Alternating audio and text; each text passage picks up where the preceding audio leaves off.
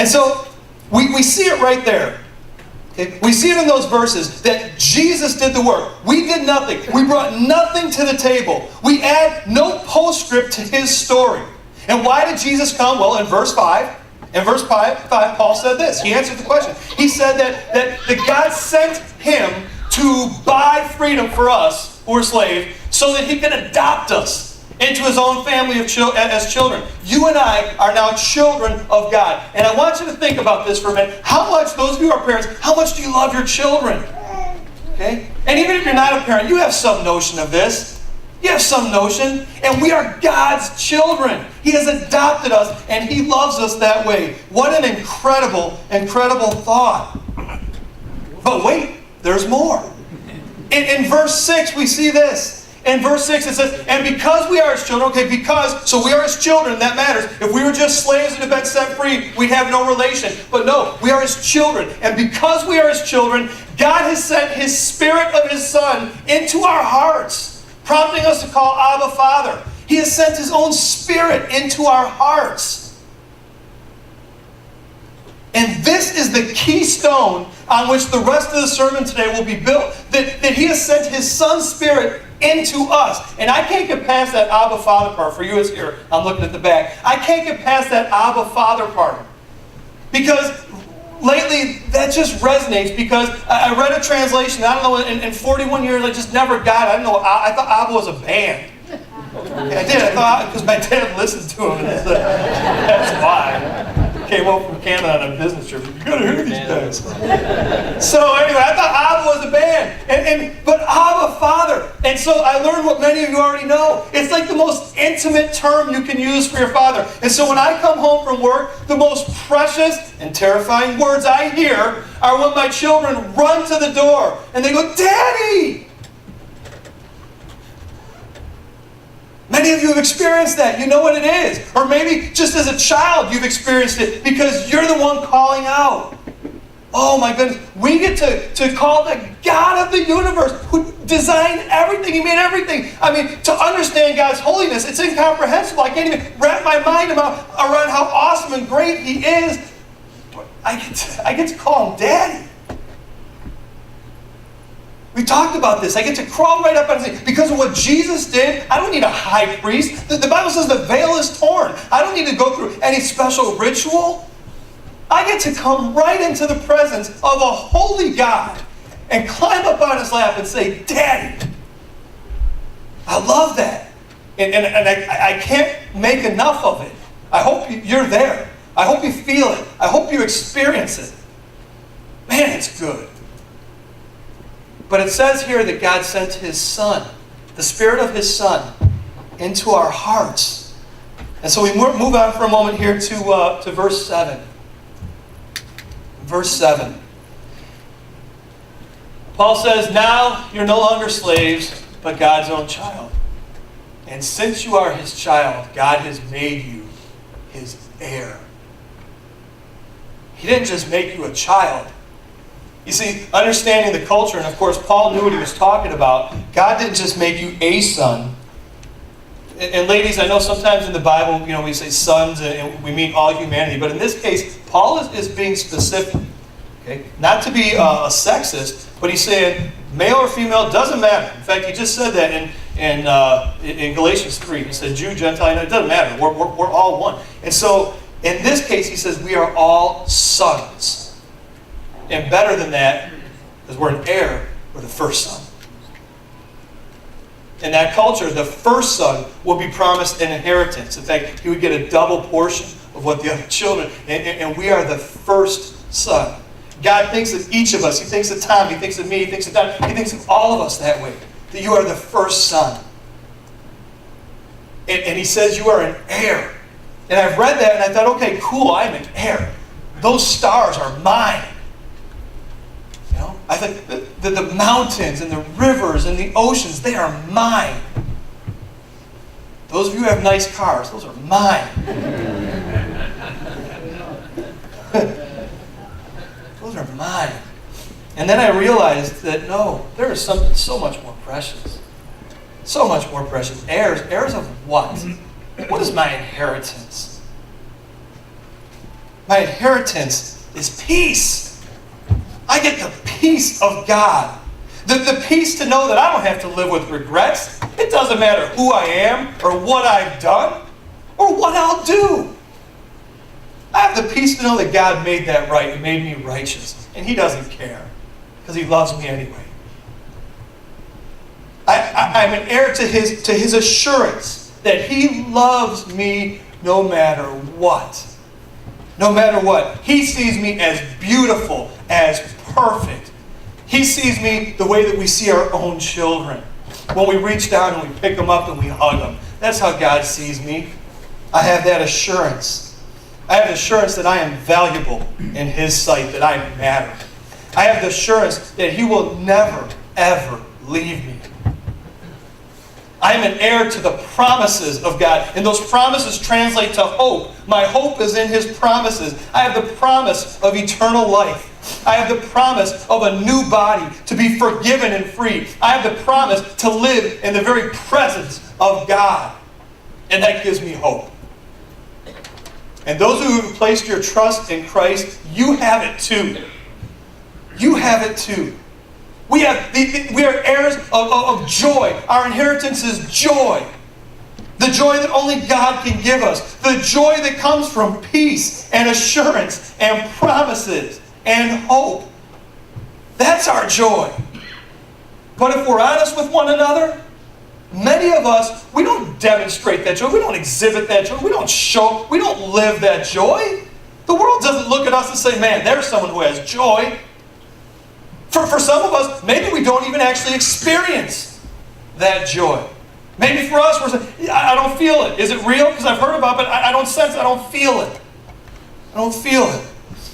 Skip ahead, if you will, to verse 15.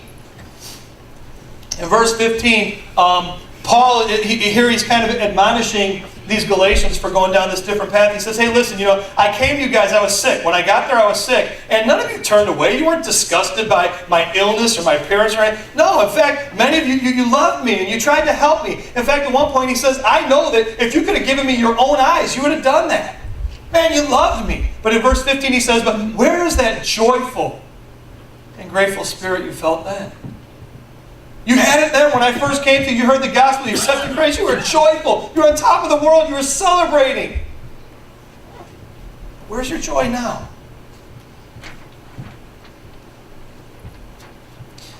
I'll tell you about a joyful time in my own life. Many of you experienced it with me. It was when my wife and I tried for about 5 years to get pregnant and to have a baby.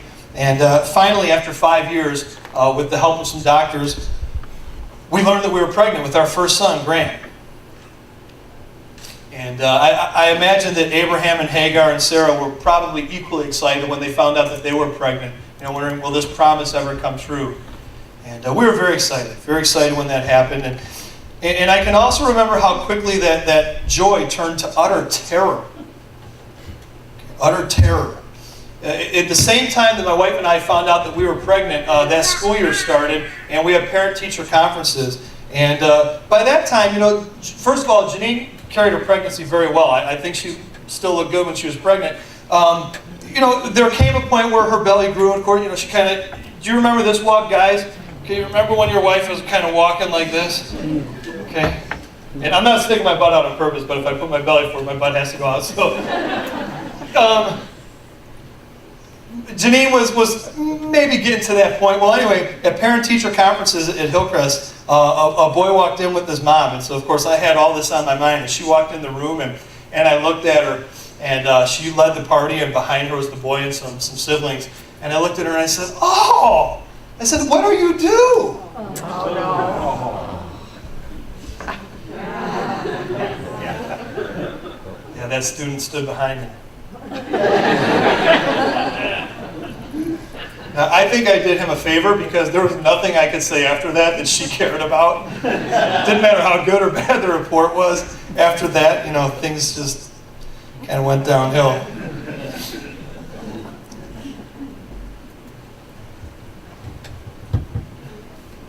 Paul uses that analogy. I showed you the video today with the artwork on there, and one of the reasons is because I like art. One of my favorite artists is a guy named M.C. Escher. And Esther drew some kind of weird but kind of cool stuff. He tried to blend geometry with creativity and cocaine. But he made some, kind of strange pictures. And in this way, I think Paul kind of paints a strange picture for us here. Go to verse 19, if you will. Take a look at verse 19.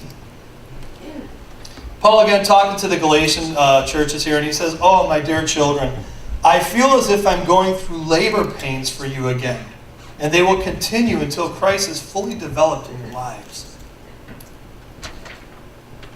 He says, I feel like I'm going through labor pains, which would be funny to see a man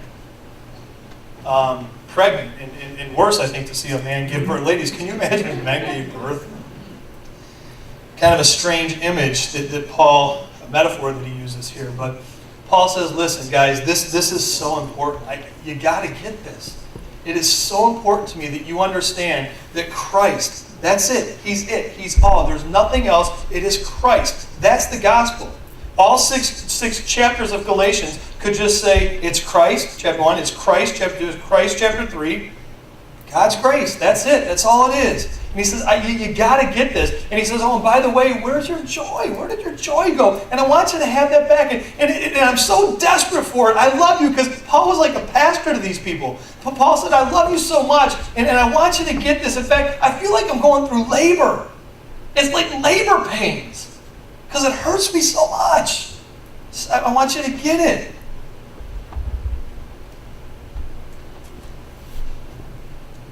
When we think about a woman who is pregnant, and we think about the lady who was not in my classroom, there's a moment where we use this phrase, we say, she's beginning to show. She's beginning to show. Or sometimes I ask the question, well, is she showing yet? Hey, you're not showing yet. That was not an announcement. You're not showing yet. And it's really an odd phrase when you think about it, because, well, of course she's showing. She's standing right in front of you. She's right there. It's not the woman who is showing. It's what's inside her that is supposed to be showing. And that's why I want to use this metaphor of pregnancy. It's the baby that's not showing it. You see, Christian living is all about Christ showing himself inside of us. That's what it is. To be a Christian is to live a life in which people see Christ inside of us. And we start to see the baby grow. We start to see Christ growing in our relationships. We start to see him growing in our choices. We start to see him growing in our priorities and how we use our free time and our resources and how and when we serve. And the longer a woman goes, the longer that she is pregnant, the more that baby shows in her. She soon has to surrender her identity. I think there comes a point when a lady probably has to surrender her identity. She can do her best to try to continue being skinny and to try to maintain what she looks like. But there's a certain point where you can't. You just can't. If that baby is going to grow and thrive, you can't continue to look the way you did when you started. It has to show, and it will change you. And I think a woman gets to a point where she probably has to surrender her own identity. She surrenders her identity because there's new life in her. There's new life. And I think what a great metaphor for a Christian. What a great metaphor to be a follower of Christ, that we surrender our identity because there is new life in us. And it begins to show. Christ begins to show in us. And so I guess the question today, brothers and sisters, is this. Are you showing yet? Or maybe more accurately, is Christ showing in you? You've probably heard it said about a pregnant woman, oh, she's got a glow. I believe that. I've seen enough women who are carrying a child, and there really is a glow. There's just something beautiful about their skin tone. And I don't know, there's something radiates. There's a glow about her. There's the joy. We should all glow. Paul said, where's your joy? When there's new life in us, when Jesus is showing in us, we should all glow. That should be evident to everybody. You might say, well, what does that look like? Because a good teacher can make things practical. These metaphors and analogies are great, but what does that look like? I'll give you some examples. Okay, baptism. Baptism is kind of like a birth announcement. You get to step into this tub back here, and you get to stand before the church and say, hey, I'm pregnant. Jesus is in me. And that may sound funny, but that's what it is. You stand up and you say, Jesus is in me. Your Jesus is showing. Marriage. Okay? Jesus is always evident in a strong, healthy marriage. And so I think of a couple situations. When I was in high school, best of my knowledge, my dad had an offer to take a vice president or president's position with this company. It would have required us to move to Canada. Now for him, it would have meant the realization of some big dreams. It would have meant an incredible salary. It would have meant power and authority, prestige, all those things. And again, the best that I know of that story, he turned it down because he didn't want to uproot his family.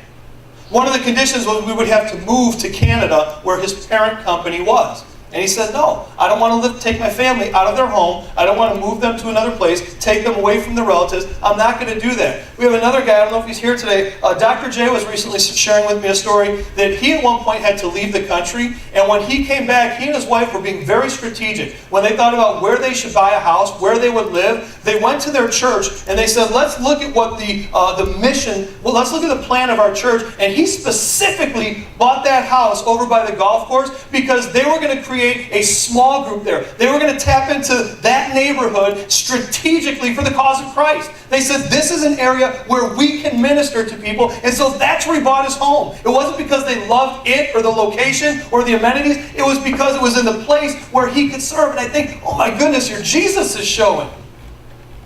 Your Jesus is showing.